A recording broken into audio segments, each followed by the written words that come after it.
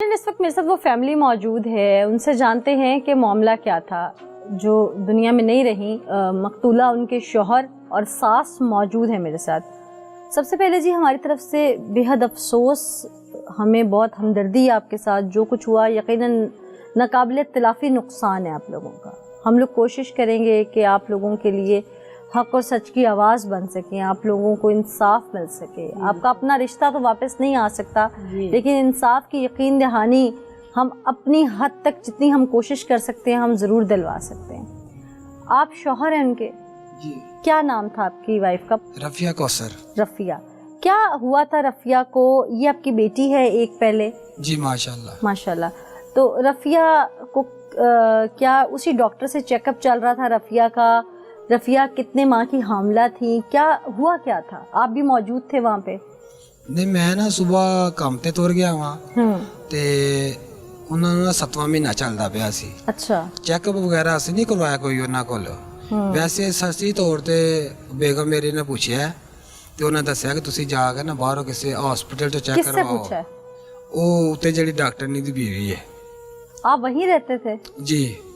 आपकी बेगम हामला थी और आप जिस पोर्शन में रहते थे उसके ऊपर कोई सो कॉल्ड डॉक्टर और उसकी बीवी रहते थे? हाँ, वो सुनने च आया कि कोई अताई या खताई इस तरह का कहते हैं वो डॉक्टर। पहले नहीं पता था आपको? पहले नहीं सानू पता सी कि ना। फिर ਤੇ ਉਹਨਾਂ ਨੇ ਮਸ਼ਵਰਾ ਦਿੱਤਾ ਕਿ ਤੁਸੀਂ ਬਾਹਰੋਂ ਕਿਤੇ ਚੈੱਕ ਕਰਵਾਓ ਜਾ ਕੇ। ਸਾਡੇ ਕੋਲ ਕੋਈ ਚੀਜ਼ ਨਹੀਂ ਹੈ ਜ਼ਾਹਰ।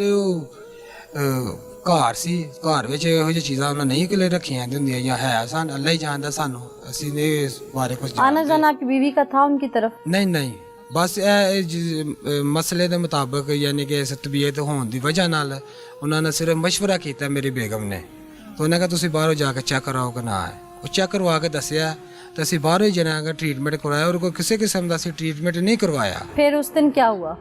ਉਸ ਦਿਨ ਇਹ ਹੋਇਆ ਕਿ ਮੈਂ ਸਵੇਰ ਕੋ ਚੋਰ ਗਿਆ ਮੈਂ ਕੰਮ ਤੇ ਵਾਪਸੀ ਆਇਆ, ਮੈਂ ਲਾਕ ਲਗਾਇਆ, ਮੈਂ ਦਰਵਾਜ਼ਾ ਖੋਲ੍ਹਿਆ ਤੇ ਮੈਂ ਦੇਖਿਆ ਅੰਦਰ ਬੇਗਮ ਨਹੀਂ ਹੈਗੀ। ਮੈਂ ਕਿਹਾ ਚਲੋ ਕਿਸੇ ਹਮਸਾਏ ਕੋਲ ਥੱਲੇ ਚਲੇ ਗਏ ਹੋਣੇ ਨੇ ਜਾਂ ਉੱਪਰ ਚਲੇ ਗਏ ਹੋਣੇ ਡਾਕਟਰ ਨਹੀਂ ਦੇ ਕੋਲ। ਕੋਈ 10-15 ਮਿੰਟ ਮੈਂ ਦੇਖਿਆ ਵੇ कोई भी नहीं कि ना। आधा घंटा हो चला, मैं क्या ये तक नहीं पहुंची, मेरी बीवी नहीं ऊपर आई या कितनों कोई वापसी नहीं हुई। फिर मैं उन्हें ढूंढना शुरू कर दिता है।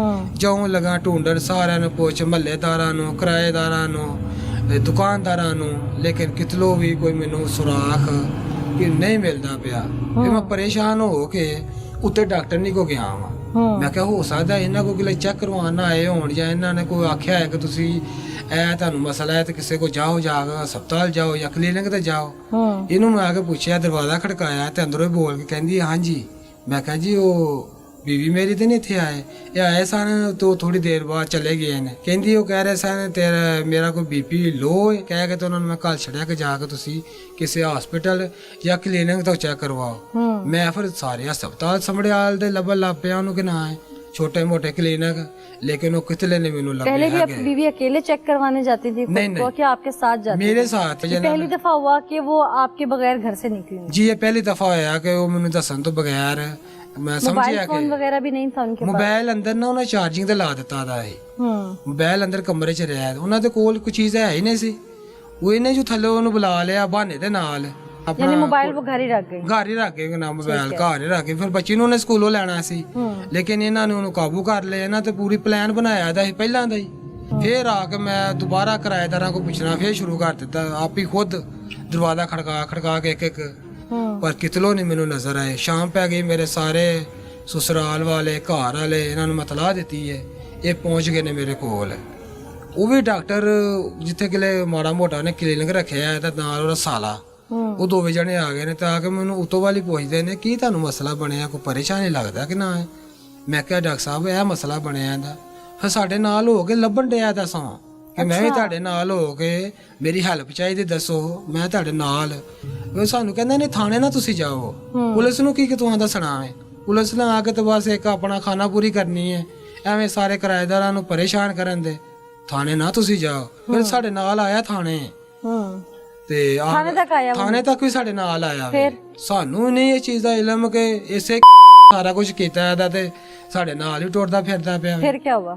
ਅਸੀਂ ਦਰਾਜ ਜਮਾ ਕਰਾਈਏ, ਮੁਲਾਜ਼ਮ ਆਏ ਨੇ, ਉਹਨਾਂ ਫਿਰ ਸਾਰੇ ਜਾਣੀ ਕਿ ਕੁਆਟਰ ਸਾਰੇ ਘਰ ਚੈੱਕ ਕੀਤੇ ਨੇ, ਕੁਛ ਨਹੀਂ ਸਾਨੂੰ ਲੱਭਾ। ਉਹ ਵੀ ਸਾਨੂੰ ਹੌਸਲਾ ਅਫਜ਼ਾਈ ਦੇ ਕੇ ਕਹਿੰਦੇ ਨੇ ਕੋਈ ਹੋਇਆ ਤੁਹਾਡੇ ਕੋਲ ਵੀ ਮਾਲੂਮਾਤ, ਕੋਈ ਸ਼ੱਕ ਦੀ ਬੁਨਿਆਦ ਤੇ ਸਾਨੂੰ ਦੱਸਿਓ, ਅਸੀਂ ਵੀ ਢੂੰਡਣਾ ਸ਼ੁਰੂ ਕਰਨੇ ਆ।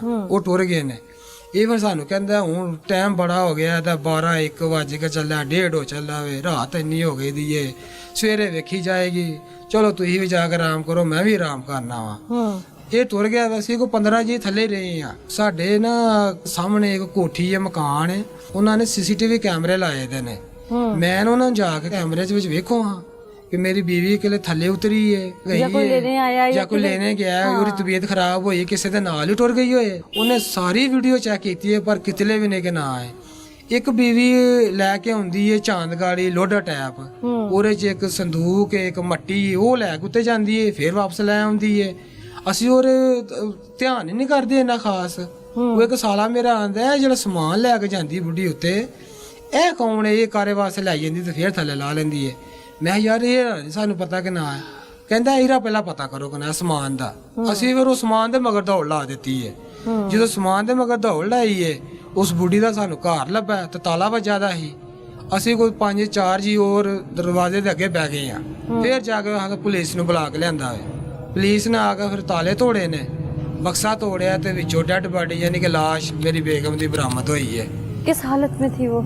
ਉਹਨਾਂ ਦੀ ਹਾਲਤ ਇਸ ਤਰ੍ਹਾਂ ਦੀ ਸੀ ਕਿ ਉਹਨਾਂ ਨੇ ਲੱਤਾਂ ਬਾਹਾਂ ਜਿਵੇਂ ਮਰੋੜ ਕੇ ਦੋਹਰੀਆਂ ਕਰਕੇ ਕੀਤੀਆਂ ਦੀਆਂ, ਗਰਦਨ ਤੇ ਟੱਕ ਲਾਇਆ, ਕੋਈ ਚੀਜ਼ ਚਲਾਈ ਦੀ, ਤੇ ਪੇਟ ਚਾ ਕੀਤਾ ਦਾ ਸੀ। ਬੱਚਾ ਉਹਨਾਂ ਨੇ ਕੱਢ ਲਿਆ ਦਾ ਸੀ ਤੇ ਉਹਦੇ ਵਿੱਚ ਹੀ ਉਹਨਾਂ ਦੀ ਡੈਥ ਹੋ ਗਈ। ਯਾਨੀ ਕਿ ਬਹੁਤ ਬੁਰੀ ਹਾਲਤ ਉਹਨਾਂ ਨੇ ਜ਼ਾਲਮਾਂ ਨੇ, ਕਸਾਈਆਂ ਤੋਂ ਵੀ ਵੱਧ ਕੇ। ਇੱਕ ਤਾਂ ਕਸਾਈ ਵੀ ਕੋਈ ਛੱਡ ਜਾਂਦੇ ਹੋਣੇ ਸੀ, ਕਸਾਈਆਂ ਤੋਂ ਵੀ ਵੱਧ ਕੇ ਉਹਨਾਂ ਨੇ ਹਾਲਤ ਕੀਤੀ ਸੀ ਕਿ ਨਾ।